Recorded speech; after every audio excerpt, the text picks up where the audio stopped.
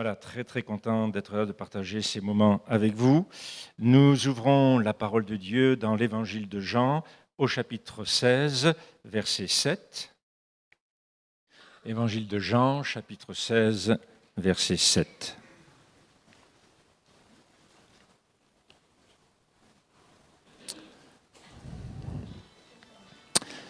Je lis dans la version La Colombe.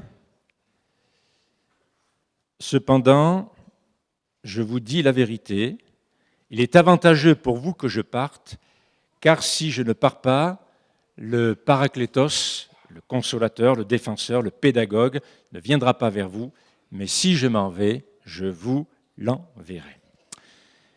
Les disciples connaissaient bien Jésus pour avoir vécu avec lui un peu plus de 3 ans. Pour nous, lorsque nous lisons ça, bon, c'est sûr, c'est un avantage, nous ne comprenons pas trop bien le contexte, mais les disciples ont donc vécu avec Jésus un peu plus de 3 ans. Alors que l'Esprit Saint est pour eux un inconnu. Même s'ils savent qu'il a agi déjà dans l'Ancien Testament, pour eux, et s'il a agi à travers notre Seigneur Jésus-Christ, pour eux, le Saint-Esprit est un inconnu. Jésus, ils le voient, il est là, ils peuvent le toucher, ils peuvent l'appeler, ils peuvent partager avec lui, mais le Saint-Esprit, ça... Pourtant, Jésus leur dit que s'ils comprenaient réellement le rôle essentiel de l'Esprit Saint dans leur vie et dans leur mission auprès d'Israël et de l'humanité, ils seraient alors conscients de l'aide immense que l'Esprit Saint leur apporterait. Ils seraient heureux que lui, Jésus leur Maître, retourne auprès du Père. Cependant, je vous dis la vérité, c'est votre intérêt que je parte, là c'est la version Jérusalem, car si je ne pars pas, le Paraclète ne viendra pas vers vous, mais si je pars, je vous l'enverrai. Ce que Jésus vient de dire aux disciples paraît pour eux incompréhensible et un non-sens. Réfléchissons un instant à cela. Ils se sont certainement demandé comment il pourrait être avantageux pour eux que Jésus s'en aille. Qu'ont-ils ressenti lorsque celui avec lequel ils avaient marché un peu plus de 3 ans durant, celui que le Père a envoyé, portant sa parole, qui savait toutes choses, qui dans toute sa puissance avait opéré des miracles, chassé tant de démons, mis en échec la puissance satanique, vient de leur dire qu'il était avantageux pour eux qu'ils s'en aillent. Quoi ? Tu pars ? Tu nous laisses ? Jésus ne leur avait pas encore parlé ouvertement de la personne et du ministère du Saint-Esprit avant, pour la simple et bonne raison qu'il était avec eux. Par contre, il leur avait beaucoup parlé de ses souffrances, de sa mort et de sa résurrection, discours auquel d'ailleurs les disciples n'avaient rien compris. Parce que pour eux, il était hors de question que Jésus finisse sur une croix. Et quant à la résurrection, c'est bien, mais pour ressusciter, il faut mourir. Ça, c'est moins bien peut-être. Jésus voit bien la tristesse qui vient d'envahir le cœur de ses disciples à l'annonce de son départ. Au verset 6, Jean 16, 6, « Mais parce que je vous ai parlé ainsi, la tristesse a rempli votre cœur. » Aucun d'eux ne se réjouit du retour de Jésus auprès du Père. On est content de partir, mais on est content de revenir. Notre Seigneur Jésus est venu pour une mission sur cette terre.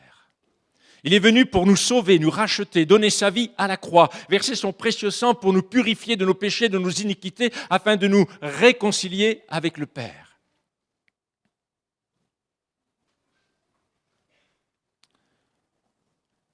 Tant d'années de séparation, tant d'années de lutte et de combat, et le plus grand sacrifice est encore à venir pour le salut de l'humanité, celui de la croix.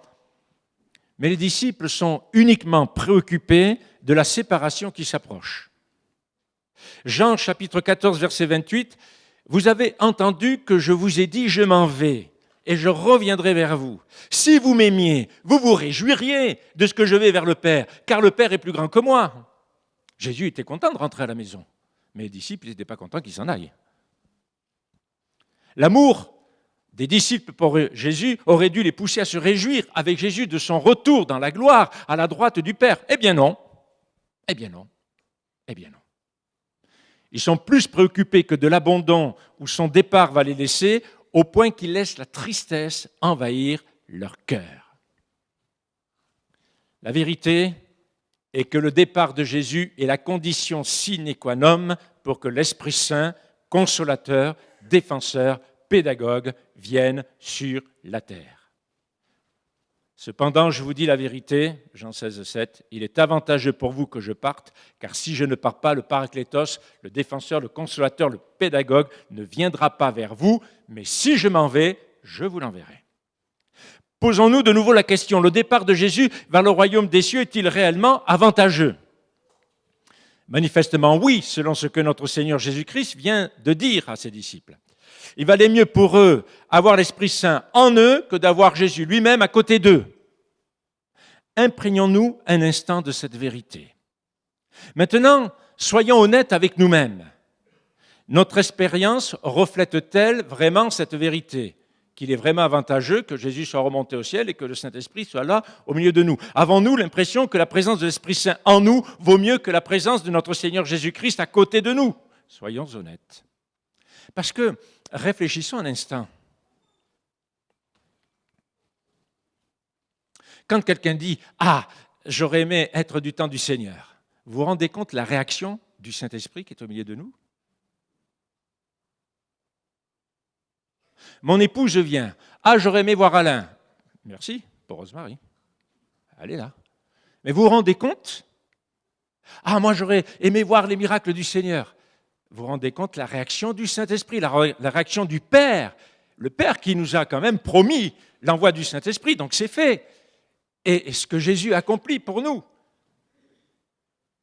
Parfois on a des paroles, on se demande si on réfléchit avant de parler. On se demande. Croyons-nous sincèrement qu'il était réellement avantageux pour nous que notre Seigneur Jésus-Christ retourne auprès de son Père, notre Père, dans la gloire céleste ? Si tel n'est pas le cas, n'est-ce pas la preuve qu'il nous manque quelqu'un de manifestement très important ? Dans Jean chapitre 14, verset 26, Jésus nous dit, mais le consolateur, le pédagogue, l'enseignant, le Saint-Esprit que le Père enverra en mon nom, c'est lui qui vous enseignera toutes choses et vous rappellera tout ce que moi je vous ai dit. On ne peut pas comprendre la Bible sans le Saint-Esprit. On ne peut pas assimiler la Bible et la mettre en pratique sans le Saint-Esprit. Ce n'est pas une connaissance purement intellectuelle, c'est une connaissance raisonnable, c'est une connaissance intellectuelle, certes, mais avant tout spirituelle. Il faut que le spirituel guide mon intelligence pour comprendre ce que Jésus a voulu dire et ce qu'il veut faire dans ma vie. Jean chapitre 16, versets 12 et 13, j'ai encore beaucoup de choses à vous dire, mais vous ne pouvez pas les comprendre maintenant. Bien oui, parce que sans le Saint-Esprit, qu'est-ce que vous voulez qu'on comprenne ? On comprend peut-être la religion, on comprend de faire les œuvres, on comprend de faire ceci, de faire le mal. Ça, de toute façon, on n'a pas besoin d'aller à l'école, c'est inné en nous. Quand il sera venu, lui, verset 13, l'Esprit de vérité, il vous conduira dans toute la vérité, car ses paroles ne viendront pas de lui-même, mais il parlera de tout ce qu'il aura entendu et vous annoncera les choses à venir. Il nous annoncera les choses à venir. C'est encore le Saint-Esprit qui nous permet de lutter contre notre nature charnelle. Dans Galates, chapitre 5, verset 16, Paul dit « Je dis donc, marchez par l'Esprit et vous n'accomplirez point les désirs de la chair. » Verset 22, « Mais le fruit produit par l'Esprit Saint, c'est l'amour, la joie, la paix, la patience, la bienveillance, le bon caractère, la serviabilité, l'amabilité, la bonté, la générosité, la fidélité, la foi, la confiance en Dieu et dans les autres, la douceur ou la modestie, l'humilité, l'aptitude à céder et à s'adapter, et la maîtrise de soi, que l'on peut traduire par la tempérance, la continence, la chasteté, l'abstinence, etc. Ceux qui sont en Christ Jésus, continue l'apôtre Paul, au verset 24, ont crucifié la chair avec ses passions et ses désirs, verset 25, si nous vivons par l'Esprit, marchons aussi par l'Esprit. Marchons aussi par l'Esprit. Et ça, ce n'est pas toujours évident, surtout quand on est en couple. Parce que ce n'est pas simple, parce qu'on a notre caractère. J'ai mon caractère. Je ne suis pas un mari parfait, un époux parfait, un papa parfait, un pasteur parfait. Je me demande qu'est-ce que je fais encore ici d'ailleurs. Bon. Tellement d'imperfections. Mais on a besoin, si nous marchons par l'Esprit, de vivre aussi par l'Esprit. Et parfois, il vaut mieux que le Saint-Esprit nous ferme la bocca, la bouche, pour que nous puissions exprimer des paroles de grâce et pas des paroles grasses. Jean 6, 63, sans le Saint-Esprit, la prédication est morte. Notre témoignage est mort. Par le Saint-Esprit, la prédication, notre témoignage prenne vie, force et puissance. Les gens sentent que vous êtes quelqu'un de convaincu, parce que ce qui va les convaincre, c'est le Saint-Esprit à travers vous. Vous parlez avec une conviction qui ne peut venir que d'en haut, que du ciel, parce que vous avez été embrasé par le Saint-Esprit, qui vous a révélé Jésus, qui vous a révélé l'amour du Père. C'est là la puissance de Dieu, une puissance irrésistible que toutes les armées du monde ne peuvent contrecarrer, ne peuvent empêcher d'agir. Aucune religion ne peut empêcher le Saint-Esprit d'agir. Aucun mur de bambou, un mur de pierre, un mur de quoi que ce soit, aucun rideau de fer ne peut empêcher le Saint-Esprit d'agir dans le monde entier. Même là où la Bible est interdite, même là où il est interdit de parler de Jésus, même là où il n'y a pas une seule croix, où il n'y a pas apparemment un seul évangile, le Saint-Esprit agit parce qu'il n'a que faire de nos politiques, il n'a que faire de nos dictatures, il n'a que faire de nos barrières, le Saint-Esprit agit. Même dans les prisons. Et même quand vous êtes anesthésié sur le bloc opératoire, vous êtes endormi, mais pas le Saint-Esprit. Heureusement qu'il est au commandant. Jean 6, 63, c'est l'Esprit qui vivifie. C'est l'Esprit qui vivifie. La chair ne sert de rien. Les paroles que je vous ai dites sont esprit et vie. C'est l'Esprit Saint dans et sur le prédicateur qui donne force et efficacité dans la prédication de la parole de Dieu. Pourquoi ? Parce que là où il y a l'Esprit de Dieu, il y a des convictions de péché.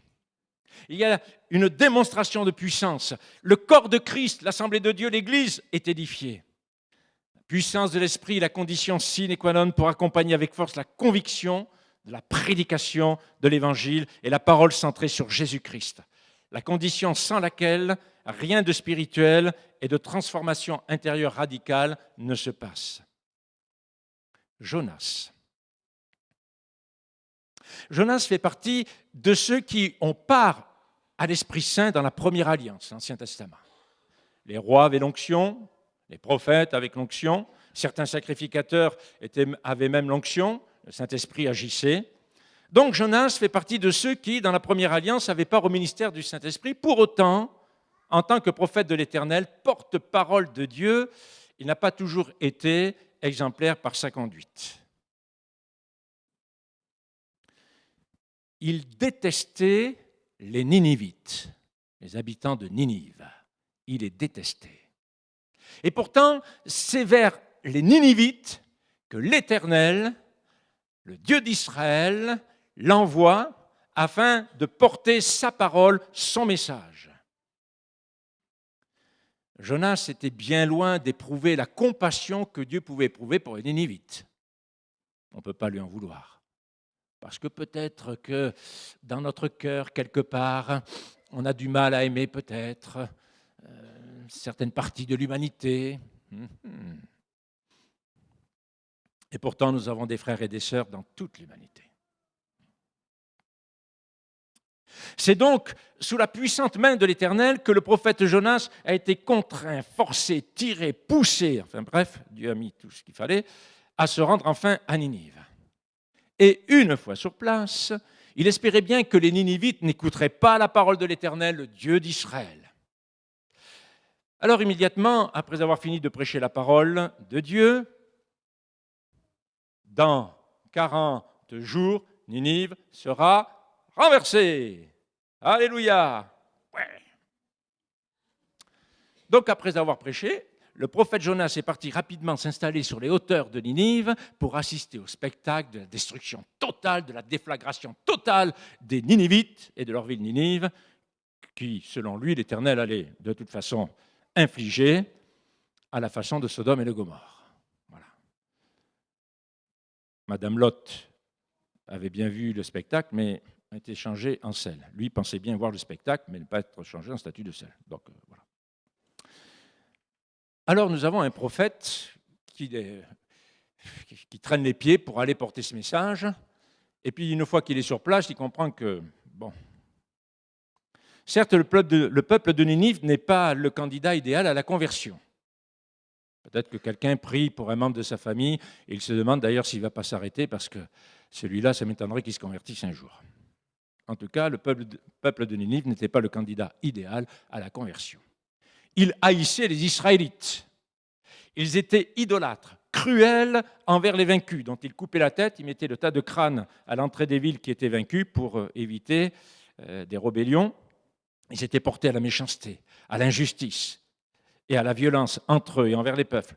Bref, de toute évidence, pour le prophète Jonas, les Ninivites ne pouvaient pas se repentir, changer de vie et se tourner vers le Dieu d'Israël. Le Dieu d'Israël. Qu'est-ce qu'il a de plus, le Dieu d'Israël? Nous, les Ninivites, on en a des dieux et des déesses. Mais ils sont pauvres, ils n'ont qu'un Dieu. Nous, on en a plusieurs.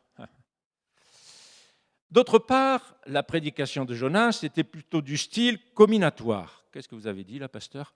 Bon, très menaçante. Voilà, très menaçante. Très brève aussi, puisqu'elle ne contient que 6 mots. Dans 40 jours, Ninive sera renversée. Ce n'est pas le genre de prédication structurée en 3 points bien formulés, illustrés par des exemples frappants, ni augmentés de phrases accrocheuses ou de témoignages de sportifs professionnels bien connus récemment convertis à Jésus-Christ. Sa prédication ne se termine pas non plus par un mode d'emploi à la conversion, quelques mots d'espoir, même pas une bénédiction finale. Dans 40 jours, Ninive sera renversée. Pah! Il nous est dit que la ville de Ninive était tellement grande qu'il fallait faire 3 jours de marche. Or, notre Jonas ne fait pas 3 jours de marche. Il fait 1 jour. Le minimum garanti fait 1 jour. Je me dit, ça suffit, je ne vais pas perdre mon temps, moi. Il fait 1 jour de marche. On relit bien le texte, il fait 1 jour. Voilà, après la journée, après avoir prêché, 1 jour, il va s'installer pour voir le spectacle. Et ça bouge dans la ville. Ça bouge dans la ville parce que des gens ont entendu ce message. Dans 40 jours, Ninive sera renversée. C'est bref, c'est court, c'est facile à retenir et c'est bouleversant. Et là, la nouvelle parvient au roi de Ninive. Et le roi de Ninive, quand il entend ça, il descend de son trône, il enlève son manteau royal, il se couvre d'un sac en signe de deuil, il se met sur la cendre en signe d'humiliation, et il invite tous les peuples, y compris les animaux, à jeûner, à se couvrir d'un sac et à supplier l'Éternel. Peut-être que l'Éternel reviendra de sa décision. À la grande surprise générale, la ville entière s'est repentie, depuis les plus grands jusqu'aux plus humbles, aux plus petits, du roi jusqu'au gros et petit bétail. Et il nous est dit, dans Jonas, que Dieu vit qu'ils agissaient ainsi. Dieu voit leurs actes. Vous voyez, ce qui est très important, c'est que Dieu voit leurs actes. Non seulement le Seigneur voit notre foi, mais il voit aussi nos actes, parce que la foi, c'est la foi en action. C'est la foi en action. J'ai la foi, je prie, j'ai la foi, j'agis. C'est la foi en action. Et que voit l'Éternel? Il voit que depuis le roi jusqu'au plus petit, eh bien, chacun revient de sa mauvaise voie, de sa mauvaise conduite. Alors, le Seigneur regrette le mal qu'il avait résolu de leur faire, il ne le fit pas. Finalement, dans 40 jours, Ninive sera renversée. Comment cela a-t-il pu se produire? Oh, c'est très simple. Lorsque ces 6 mots sont sortis de la bouche du prophète Jonas, l'Esprit de Dieu leur a donné vie et puissance, au point de transpercer le cœur des Ninivites, de les bouleverser et de les retourner. Dans 40 jours, Ninive sera renversée. Et ils ont compris. Ils ont compris la grâce. La grâce dans ces premiers mots, dans 40 jours. Ce n'est pas de suite, dans 1 heure, c'est fini. Non, ils ont compris dans 40 jours. Ça, c'est la grâce. Ça, c'est la grâce, dans 40 jours. On a le temps, mais attention, n'abusons pas du temps. 40 jours, la grâce. Alors qu'ils étaient spirituellement morts, ils sont revenus à la vie au point de changer de vie, de se tourner vers le Dieu d'Israël, le Dieu de toute la terre, le Dieu de l'univers, l'Éternel des armées. Comme c'est écrit dans le prophète Zacharie au chapitre 4, verset 6, « Voici ce que déclare le Seigneur de l'univers à Zorobabel, ce n'est ni par la puissance, ni par tes propres forces, mais c'est par mon esprit. C'est par mon esprit. » L'Esprit de Dieu qui agit à Ninive est le même esprit qui agit lors du réveil dans le pays de Galles, en Écosse, à Los Angeles, en France et ailleurs dans le monde. Lorsque Douglas Scott est venu pour se rendre au Congo, mais il voulait d'abord se rendre au Congo apprendre le français parce que c'était le Congo belge, donc il était francophone, et donc il s'est arrêté en France. Et puis il s'est dit, je ne sais peut-être pas trop parler français, mais je vais commencer un petit peu à prêcher l'Évangile, et peut-être que ça va peut-être passer, ça va peut-être le faire. Et finalement, c'est le Saint-Esprit qui a fait. L'Esprit de Dieu a fait. Il avait un français qui était un peu cabossé, mais pas le Saint-Esprit. Il avait un français qui était un peu mâchouillé, mais pas le Saint-Esprit. Il parlait français avec une patate chaude dans la bouche, mais pas le Saint-Esprit. Parce que l'Esprit de Dieu, c'est l'Esprit de Dieu. Voyez-vous, on peut être un petit enfant, on peut être âgé, usé par le temps, on peut se sentir bien fait, mais l'Esprit qui est en nous est plus grand que celui qui est dans le monde. L'Esprit qui est en nous va au-delà de notre faiblesse. Et Dieu, justement, se sert de ce qui est faible pour confondre ce qui est fort. Dieu se sert de ce qui n'est pas pour confondre celles qui sont. Dieu se sert de ce qui est petit pour confondre les grandes. La puissance qui a ressuscité notre Seigneur Jésus-Christ est aussi celle qui donne vie et puissance à notre prédication, à notre témoignage. L'Esprit Saint n'a pas perdu sa puissance. Il est toujours capable de ramener les morts à la vie d'en haut. C'est nous qui avons changé. Ce n'est pas le Saint-Esprit. La promesse de notre Seigneur Jésus demeure. Acte 1:8, mais vous recevrez une puissance. Vous recevrez une puissance, celle du Saint-Esprit survenant sur vous, et vous serez mes témoins. Pas vous ferez, mais vous serez. C'est important d'être témoin de Jésus-Christ. Et parce qu'on est témoin de Jésus, forcément, on va faire en relation avec notre témoignage avec Jésus. Et vous serez mes témoins à Jérusalem, dans toute la Judée, dans la Samarie et jusqu'aux extrémités de la terre. Ne cherchons pas à imiter le miracle, imitons la foi. La foi, je crois que Jésus est celui qui baptise dans le Saint-Esprit. Je crois que Jésus est celui qui m'inonde de la puissance du Saint-Esprit. Je crois que l'Esprit Saint, consolateur, défenseur, pédagogue, est en moi et à côté de moi. Et que celui qui me conduit par la main dans la présence de Dieu, mais aussi à traverser les aléas de la vie par la grâce de Dieu. Le réveil spirituel ne peut être le fruit d'une méthode excellente ou d'une habile stratégie marketing. Le réveil est une obéissance ordinaire au Dieu extraordinaire et cette obéissance me conduit à me repentir, à demander sincèrement pardon à Dieu de mes péchés, à recevoir le pardon de mes péchés par le sacrifice parfait de Jésus à la croix. C'est Dieu qui a décidé de nous sauver par son Fils unique, Jésus-Christ. C'est Dieu qui a décidé de la méthode et des moyens. Je n'ai pas le droit de changer quoi que ce soit dans le salut. C'est à prendre ou à laisser. Nous ne pouvions pas nous sauver nous-mêmes. Et nous ne pouvons pas nous sauver nous-mêmes. Les œuvres que nous faisons, même si elles sont bonnes, elles sont entachées. Il fallait quelqu'un de parfait pour nous sauver, afin que le ciel puisse accepter ce salut, puisque Dieu est parfait. Il fallait aussi quelqu'un d'infini pour que ce salut puisse couvrir non pas le salut d'une personne, mais le salut de toutes celles et de tous ceux qui croiraient. Il fallait aussi que ce salut soit éternel, pas simplement au premier siècle, mais il fallait aussi que les siècles avant et les siècles après, celles et ceux qui se tourneraient vers lui recevraient le plein pardon des péchés. Et comme Dieu seul est parfait, infini, éternel, il fallait que Dieu, le Fils, devienne Fils de l'homme pour nous sauver, nous les hommes, les humains. Et c'est à cette condition qu'alors nous pouvons être remplis du Saint-Esprit. Parce que lorsque nous sommes convaincus de péché, nous avons le Saint-Esprit, forcément, parce que c'est lui qui nous convainc de péché. Mais nous pouvons aussi expérimenter le baptême dans le Saint-Esprit et recevoir la puissance d'en haut. Tout comme Jésus, les apôtres et les disciples après eux ont été remplis de l'Esprit Saint avant de commencer leur ministère et l'évangélisation de leur génération, nous devons impérativement être remplis du même Esprit à notre tour. Dans Luc 4,14, il nous est dit que Jésus retourna en Galilée avec la puissance de l'Esprit et sa renommée se répandit dans toute la région. Dans Marc chapitre 1er, verset... Ça m'étonnerait que ça soit au chapitre 1er. Dans Marc chapitre 16, verset 8, excusez-moi pour la référence, et ils s'en allèrent prêcher partout. Le Seigneur travaillait avec eux et confirmait la parole par les signes qui l'accompagnaient. Eh oui, le Seigneur travaillait avec eux. Nous sommes dépendants de la présence, de l'onction et de l'action de l'Esprit Saint pour accomplir l'œuvre de Dieu.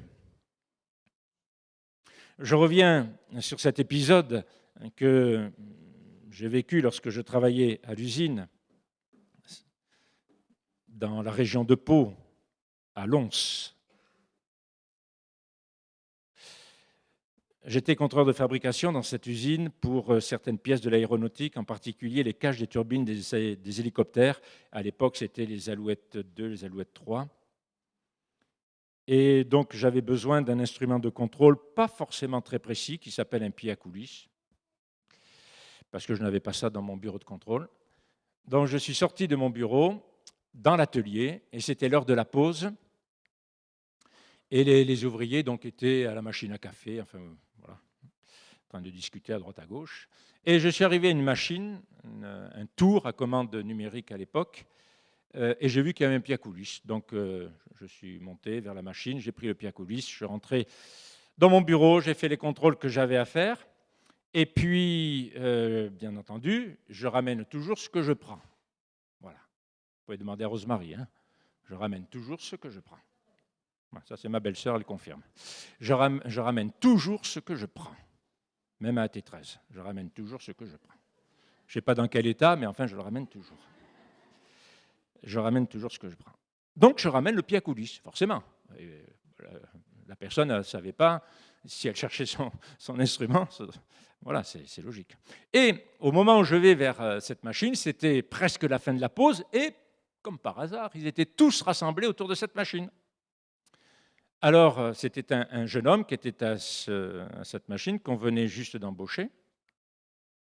Et donc, dans cette usine, il savait que j'étais chrétien, que j'allais à l'église évangélique 5 rue de l'Ossade, près du Foire à Yapo, écouter l'évangile. J'avais eu l'autorisation d'afficher l'adresse de l'église, les horaires de réunion dans mon bureau de contrôle, que j'avais rempli d'images de beaux paysages, parce que dans les usines, dans les ateliers, il y a autre chose qui se passe. Donc, voilà, c'était mon univers à moi. Donc, je ramène le pied à coulisses et je dis merci, voilà, merci pour le pied à coulisses. Et il me regarde et me dit « Ah, c'est toi, espèce de chien, qui m'a pris ça ?» Tous, ils étaient là, ils savaient que j'étais chrétien. Heureusement que le Saint-Esprit, là, était estomaqué. Un jeune qu'on vient d'embaucher, il me parle comme ça devant tous les autres. Et puis, dans cette fraction de seconde, l'Esprit de Dieu est là. Et le Seigneur, parce qu'il n'y a que lui qui peut mettre ses paroles dans ma bouche, a dit ceci: « Jeune homme, je ne comprends pas pourquoi ou comment tu me parles ainsi, parce que moi, jamais je ne t'ai parlé comme ça. » Et j'ai tourné les talons. Je suis rentré dans mon bureau, j'ai fermé la porte, je me suis assis et j'ai prié. J'ai dit « Seigneur, je ne sais pas ce qui s'est passé dans la tête de ce garçon, mais je lui pardonne. » Et j'avais à peine fini de prier que j'entends frapper à la porte de mon bureau. J'ai dit « Entrez », c'est le jeune qui vient vers moi. Il me dit « Monsieur Trichard, je ne sais pas ce qui s'est passé, pardon, excusez-moi. » Je me suis levé, je lui ai tendu la main, c'est pardonné. Il n'y a que le Saint-Esprit qui peut nous aider. Après, je ne l'ai pas pris par la main en disant « Ce que tu viens de dire là dans mon bureau, tu vas le dire maintenant devant tous les autres. » Non, parce que mon bureau, il était positionné d'une telle façon qu'on savait qui rentrait et sortait. Les ouvriers savaient qui rentrait et sortait. D'ailleurs, il y avait 2 portes. Et mon chef rentrait ou par une ou par l'autre, parce qu'au cas où j'aurais fait un solitaire avec les cartes ou je ne sais pas quoi, donc je me repose. À l'époque, on n'avait pas les portables. Hein. Donc, ça rentrait ou d'un côté ou de l'autre. Alors, c'est le Saint-Esprit. L'Esprit de Dieu qui met dans notre bouche les paroles qui doivent surprendre. Je suis mordu, je ne peux pas mordre. Je suis agressé, je ne peux pas être agressif. Je suis blessé, je ne peux pas être blessant. Et j'ai besoin du Saint-Esprit, parce que ma nature, ce n'est pas ça. Lorsqu'on lit le livre des Actes des Apôtres, on se rend compte que ce sont les actes de l'Esprit de Dieu. Et très vite, les disciples se sont rendus compte qu'il était avantageux pour eux, en fait, que le Seigneur enfin retourne auprès du Père, excusez-moi le enfin, mais retourne auprès du Père pour que le Saint-Esprit vienne. Parce qu'ils se sont rendus compte d'une chose, c'est que quand Jésus était à Jérusalem, il n'était pas à Nazareth ou à Bethléem, il n'était pas à Capernaum. Mais là, avec le Saint-Esprit, eh bien, Jésus est partout. Parce que l'Esprit vient habiter dans le cœur des disciples. Et ces disciples vont remplir l'Empire romain. Ils vont remplir l'Empire romain de l'Évangile de Jésus-Christ. Ils vont remplir l'Empire romain des miracles de Jésus-Christ. Ils vont remplir l'Empire romain de la puissance de l'Esprit de Dieu, de l'Esprit de Christ. Oui, il est avantageux que le Seigneur puisse partir. Dans Actes chapitre 9, verset 31, l'Assemblée était alors en paix dans toute la Judée, la Galilée et la Samarie. Elle se fortifiait et vivait en reconnaissant l'autorité du Seigneur. Elle s'accroissait grâce à l'aide de l'Esprit Saint. C'est la nouvelle français courant. On a besoin de la puissance et de l'onction du Saint-Esprit pour agir. Parce que seul le Saint-Esprit peut faire cette démonstration de puissance. Quand vous priez et que vous voyez le miracle de Dieu s'accomplir dans le corps, dans le cœur ou dans une vie, vous dites « Merci Seigneur, il n'y a que toi qui peux le faire ». C'est aussi le Saint-Esprit qui va choisir Paul et Silas pour les envoyer en mission, qui va choisir même la direction qu'il va donner à la mission. Au lieu de partir en Asie, Dieu les envoie vers l'Europe. Vers l'Europe. L'Europe qui, au XIVe siècle, va découvrir l'imprimerie avec un certain Gutenberg. L'Europe qui va être en avance sur certaines technologies pour permettre justement que l'Évangile soit répandu. Non pas que les Européens sont plus intelligents que les autres, parce qu'ils sont des pécheurs comme les autres, mais parce que Dieu sait. Dieu sait. Il n'y a aucune race supérieure aux autres, on est tous des pécheurs et on a besoin de la grâce de Dieu. Mais Dieu sait. Dieu sait. Il nous conduit par les circonstances. Il nous conduit par une révélation. Il nous conduit par une vision. Il nous conduit aussi avec le bon sens, parce qu'entre les oreilles, nous avons ce qu'on appelle un cerveau. Et que c'est important de s'en servir, parce qu'il risque de devenir un cerveau-lent. Donc, servons-nous de notre cerveau. Et la question est là, est-ce l'Esprit de Dieu qui nous conduit là où nous sommes aujourd'hui ?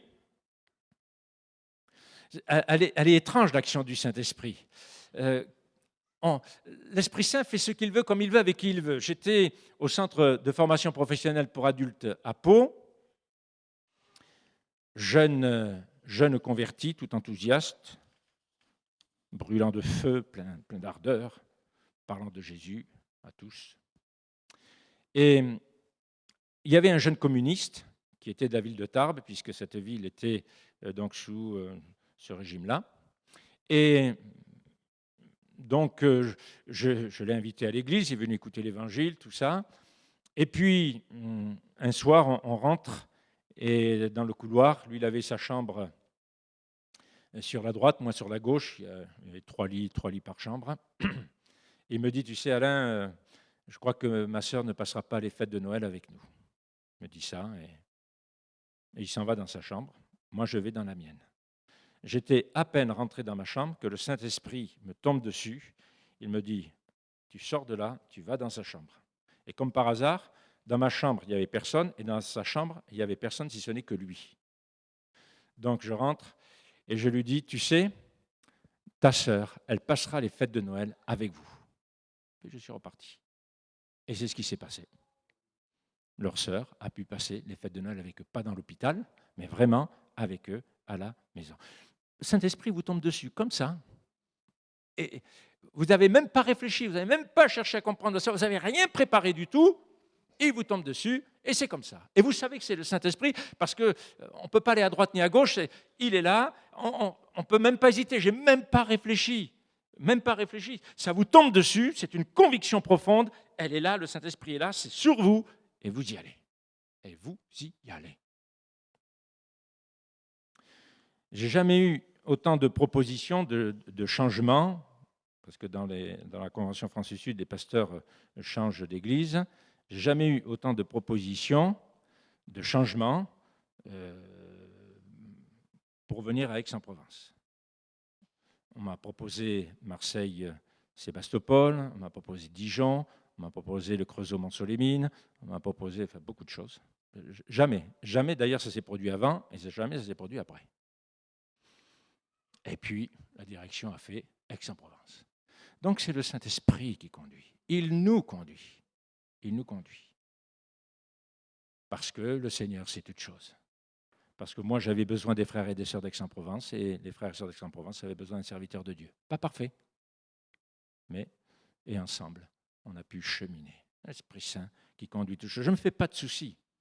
Comme je vous l'ai déjà dit, on ne se fait pas de soucis pour le planning. Tout est organisé, tout est planifié. Parce que c'est le Saint-Esprit qui s'occupe de tout. Voilà. Quand on se lève le matin, on pose le pied droit ou le pied gauche, ça n'a aucune importance. L'Esprit Saint déjà en nous, aux commandes, la journée va se dérouler et je lui fais pleinement confiance. Alors pour conclure, je dirais que les assemblées, les églises que nous bâtissons par nos propres forces uniquement et non par la force de l'Esprit Saint s'écroulent rapidement dès que nous cessons dit investir notre temps, notre énergie et nos ressources financières. Il suffit que le fondateur meure et après, derrière, je ne vous dis pas comment ça se passe. Certains prédicateurs et certains chrétiens ne sont apparemment pas dérangés par l'idée que l'Esprit de Dieu puisse habiter en eux sans apporter de changement profond dans leur vie. Alors, chaque jour, nous avons le choix de dépendre ou de nous-mêmes, de vivre dans notre zone de confort et d'essayer de contrôler notre vie, notre ministère, notre Église, notre témoignage, ou de dépendre de la présence et du ministère du Saint-Esprit, de son fruit, de ses charismes. Quand je traverse le deuil, quand je traverse la maladie, la souffrance, quand je traverse les séparations, quand je traverse ce que l'on m'enlève, ce que l'on m'ôte, j'ai besoin du Saint-Esprit. Et c'est l'Esprit de Dieu qui va nous apporter la paix de Jésus qui surpasse toute intelligence et qui garde nos cœurs et nos pensées en Christ, le Seigneur. Et c'est lorsque nous sommes conduits par l'Esprit, eh bien, que ceux qui nous voient peuvent voir aussi le Christ. Parce que nous sommes différents. Parce que c'est l'Esprit de Dieu qui nous donne cette capacité d'être différents.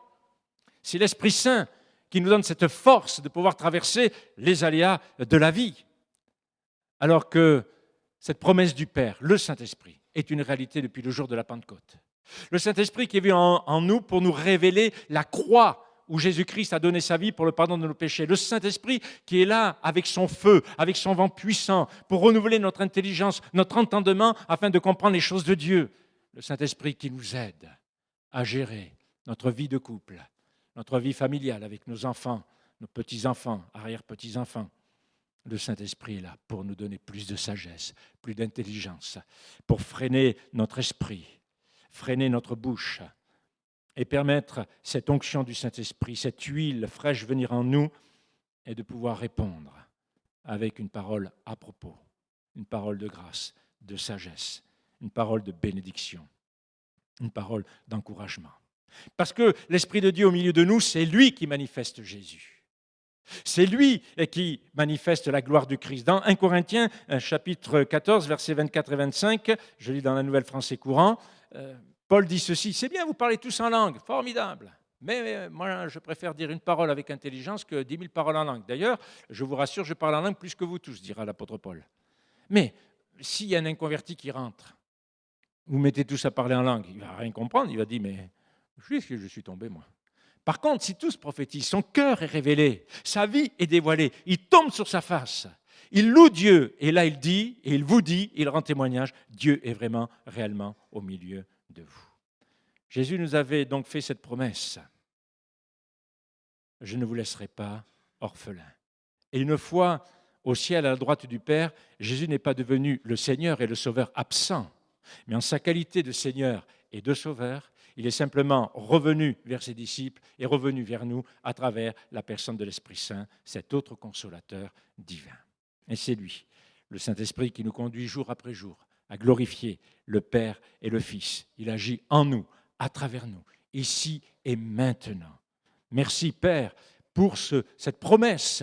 Merci Jésus pour nous avoir acquis cette promesse par ton sacrifice à la croix. Et je termine par Jean 16,7, mais cette fois-ci dans la version parole vivante. Pourtant, dit Jésus, c'est la pure vérité que je vais vous dire.